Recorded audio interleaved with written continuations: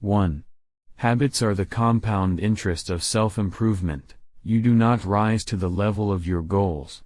You fall to the level of your systems. 3. Every action you take is a vote for the type of person you wish to become. 4. The most effective way to change your habits is to focus not on what you want to achieve, but on who you wish to become. 5. Habits are the building blocks of our lives.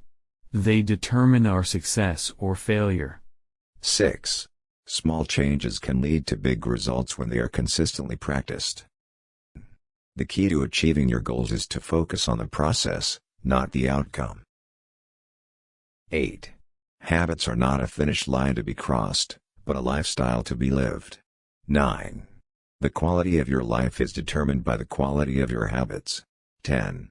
Success is not a one-time event, but a habit.